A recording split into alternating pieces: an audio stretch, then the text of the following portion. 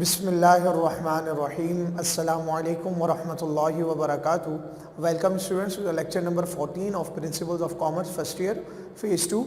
जैसा कि आपको याद होगा कि हमने हमारा जो चैप्टर नंबर 7 है हमने उसको स्टार्ट किया हुआ है और वो कंटिन्यू है हमारा।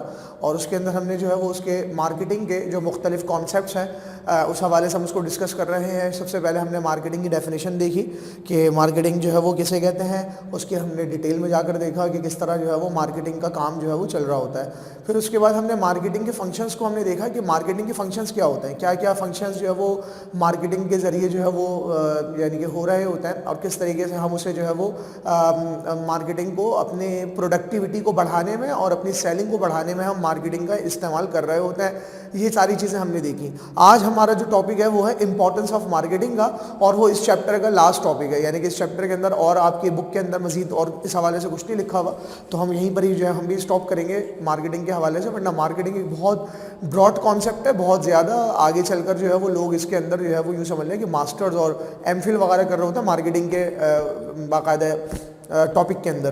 तो खैर, हम अगर हम इम्पोर्टेंस की बात करें सबसे पहले, तो सबसे पहले यहाँ पर जो है आप देखें बेसिकली यहाँ पर 4 इंपॉर्टेंस लिखी हुई है मार्केटिंग की। सबसे पहले इंपॉर्टेंस जो लिखी हुई है वो है क्रिएशन ऑफ यूटिलिटीज़, दूसरे नंबर पे लिखा हुआ है कंज्यूमर सेटिस्फेक्शन, नंबर 3 पे लिखा हुआ है अबंडेंट सप्लाई और नंबर 4 पे लिखा हुआ है सेलिंग। ठीक है, तो हम एक एक करके इनको देखते हैं। अच्छा, क्रिएशन ऑफ यूटिलिटी की अगर मैं बात करूं आपसे, तो देखें क्रिएशन ऑफ यूटिलिटी के अंदर ये 4 यूटिलिटीज़ बताई हुई है जो मार्केटिंग की वजह से क्रिएट होती है, जो मार्केटिंग की वजह से यूँ समझ लें कि सामने आती है, मार्केटिंग की वजह से उनका होना पॉसिबल होता है उन यूटिलिटीज़ का।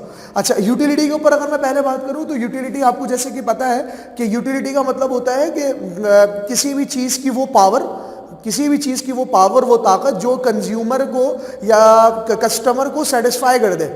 ठीक है, अब जैसे कि आपको पता होगा कि हमारे जो बिल्स आते हैं हम उनको यूटिलिटी बिल्स कहते हैं। क्यों कहते हैं यूटिलिटी बिल्स? उसकी बेसिक वजह यह है कि हमारी ज़रूरत को पूरा हमें सेटिस्फाई कर रही है। बिजली का बिल आ रहा है, वो यूटिलिटी बिल है। क्यों? क्योंकि बिजली हमारी सेटिस्फेक्शन के लिए है। अच्छा, इसी तरह जो है वो गैस का बिल आ रहा है, तो गैस भी हमें चूँकि सेटिस्फाई कर रहा है, हमारी ज़रूरियात को पूरा कर रहा है, इस वजह से वो भी यूटिलिटी है। अब ये जो यूटिलिटी है ये भी उसी मायनों के अंदर है। ठीक है, कि बहुत सारी ज़रूरियात हमारी मार्केटिंग के थ्रू पूरी हो रही होती है। तो मार्केटिंग की एक इंपॉर्टेंस इस वजह से है, यानी कि उसकी अहमियत हमारी ज़िंदगियों में वो यूँ है कि वो यूटिलिटीज़ को क्रिएट करती है, कि हमारी ज़रूरियात को पैदा करती है और उनको फिर पूरा करने का भी इंतज़ाम मार्केटिंग के पास होता है। ठीक है, अच्छा, नंबर 1 पे देखिए लिखा हुआ है सबसे पहली जो यूटिलिटी है वो है पोजेशन यूटिलिटी। पोजेशन यूटिलिटी का, पोजेशन का मतलब होता है कब्जा। ठीक है, लेकिन यहाँ पर कब्जे से मुराद यानी कि किसी भी चीज़ को होल्ड करना, ये मुराद है। यहाँ पर कब्जा ये नहीं है कि हम किसी के ऊपर जाकर जो वो कब्जा कर रहे हैं, ऐसी बात नहीं। कब्जे से मुराद यहाँ पर क्या है कि होल्डिंग ऑफ द प्रोडक्ट, कि किसी प्रोडक्ट को मैं होल्ड करूँ, मैं उसका मालिक बन जाऊँ, ये मतलब है इसका पोजेशन और यूटिलिटी का। कि इसके ज़रिए क्या होता है कि मैं मार्केटिंग का, आपने पढ़ा होगा कि हमारे 2 बहुत अहम फंक्शन है। फंक्शन ऑफ एक्सचेंज के अंदर 2 मेन फंक्शन आते हैं। एक हमने पढ़ा था बाइंग और दूसरा हमने पढ़ा था सेलिंग।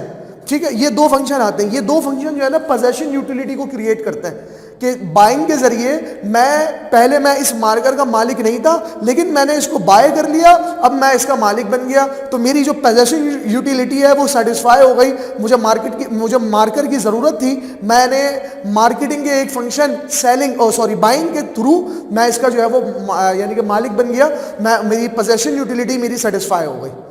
समझ रहे मेरी बात? तो ये आपको एग्जाम्पल से इसको सही से समझ में आ जाएगा कि पोजेशन यूटिलिटी का क्या मतलब होता है। हम जिस चीज़ की मुझे ज़रूरत हुई, मुझे पता चला कि यार ये चीज़ मेरे पास होनी चाहिए, ये चीज़ मेरे कब्जे में होनी चाहिए, अब ये मेरी यूटिलिटी बन गई। अब मुझे कैसे मिलेगी? मुझे मार्केटिंग के फंक्शन की तरफ जाना होगा, बाइंग की तरफ जाना होगा। मैं जाऊँगा, मैं उससे परचेज कर लूँगा, बाइंग कर लूँगा, ख़रीद लूँगा, और वो मेरी जो है वो ये पोजेशन यूटिलिटी मेरी सेटिस्फाई हो जाएगी। ठीक है, वो मेरी पूरी हो जाएगी। तो ये मतलब होता है पोजेशन यूटिलिटी का।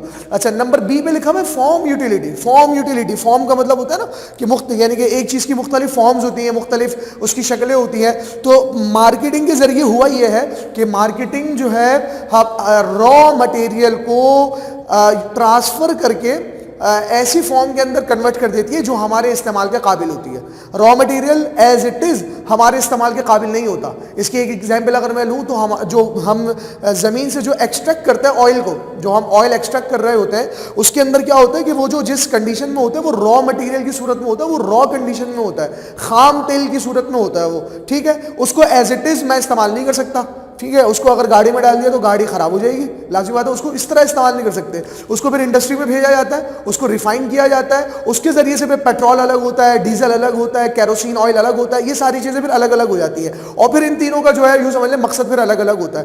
फिर पेट्रोल के जरिए हम अपनी गाड़ी को चला सकते हैं। तो ये मतलब ये जो फॉर्म यूटिलिटी है ये भी मार्केटिंग के जरिए जो है वो पूरी हो रही है, कि मार्केटिंग का यूं समझ लें कि एक फंक्शन है जो यूँ समझ लें फाइनेंस है या स्टैंडर्डाइजेशन या ग्रेडिंग है, इसके थ्रू हम ये कर रहे होते हैं कि हम चीज़ों को हर एक की पहुंच में हर ऐसी फॉर्म के अंदर कन्वर्ट कर देते हैं कि वो इंसान उसको जो है वो इजीली परचेज कर सके, इजीली उसको इस्तेमाल कर सके और फिर उसको कंज्यूम कर दे। ठीक है, अब फॉर एग्जांपल आप देखें ना, अब ये गंदम है, आटा है या चीनी है, ये इस फॉर्म के अंदर है, उसको एक बेहतरीन सी फॉर्म में कन्वर्ट कर दिया बिस्किट की फॉर्म में।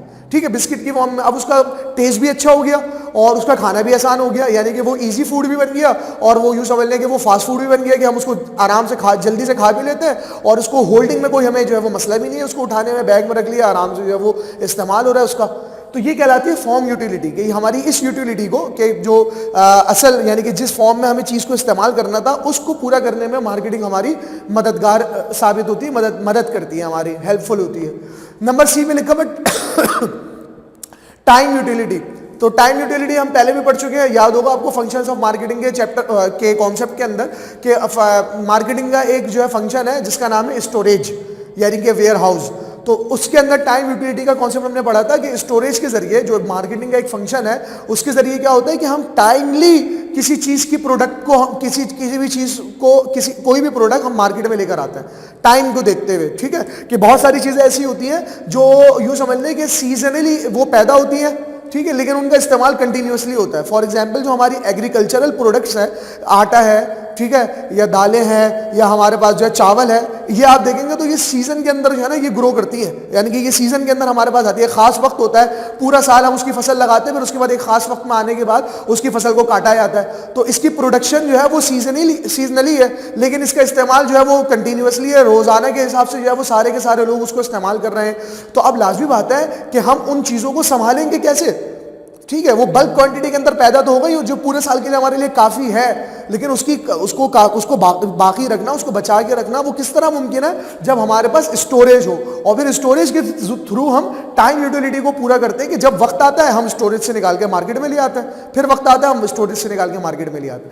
ये मतलब है टाइम यूटिलिटी का। ठीक है, नंबर डी पे चलते हैं हम, प्लेस यूटिलिटी। ये भी आपने हमने जो है वो पिछले लेक्चर के अंदर हमने देखा था ऐसे प्लेस यूटिलिटी को, कि ये ट्रांसपोर्टेशन के जरिए जो है वो ये पूरी होती है, ये वाली यूटिलिटी, कि जगह की यूटिलिटी, कि भाई लाहौर में माल की ज़रूरत है या फिर कराची में ज़रूरत है या पिशावर में ज़रूरत है या फिर जो है वो गडाब में ज़रूरत, कराची के इलाकों के अंदर गडाब के अंदर है, या फिर जो है वो नॉर्थ कराची के अंदर है, या फिर जो है वो सुरजानी के अंदर, या फिर नॉर्थ नाज़िमाबाद के अंदर। अब जहाँ जहाँ जो है वो उसकी ज़रूरत होगी प्रोडक्ट की, वहाँ पर जो है वो ये प्लेस यूटिलिटी के थ्रू हम जो है वो ट्रांसपोर्टेशन के जरिए, जो मार्केटिंग का एक फंक्शन है कि मार्केटिंग प्लेस यूटिलिटी को भी जो है वो पूरा करने की सूरत पैदा कर रही है, कि ट्रांसपोर्टेशन के जरिए हम जिस जगह पर प्रोडक्ट की ज़रूरत होती है हम उसको वहाँ पर पहुँचा देते हैं। तो ये यूटिलिटीज़ हैं जो मार्केटिंग जिनको क्रिएट करती है और फिर इनको सेटिस्फाई भी करने का पूरा इंतजाम मार्केटिंग के पास मौजूद है। ठीक है, अच्छा आगे भी लिखा हुआ है कंज्यूमर सेटिस्फेक्शन।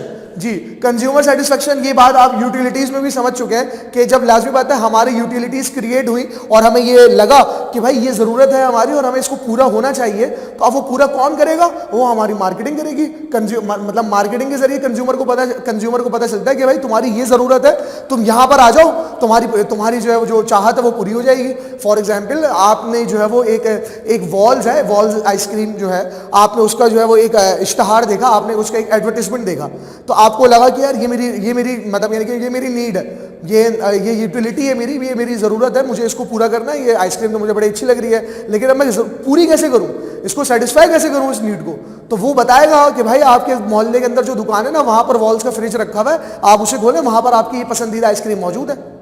ठीक है, ये मतलब है कंज्यूमर सेटिस्फेक्शन का, कि कंज्यूमर को सेटिस्फाई भी जो है वो, ये हमारी जो मार्केटिंग है वो कंज्यूमर को सेटिस्फाई भी कर रही होती है।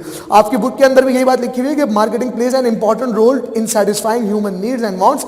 Producers and sellers bring the products on the market. Before doing so, they market the product attractive and acceptable to consumer so that it can best satisfy their needs. वही बात है कि हम उसको अट्रैक्टिव बना देते हैं अपने प्रोडक्ट को, हम उसको जो है वो बहुत ज़्यादा अच्छा करके दिखाते हैं मार्केटिंग में और उसको एडवर्टीजमेंट के अंदर, जिसके ज़रिए हमें उसकी यानी कि कंज्यूमर पहले ही उसके लिए जो है वो यानी कि बेचैन होता है, बरांगेख्ता होता है कि भाई ये चीज़ आए मेरे पास और मैं इसको इस्तेमाल करूँ। तो ये मतलब है कंज्यूमर सेटिस्फेक्शन का।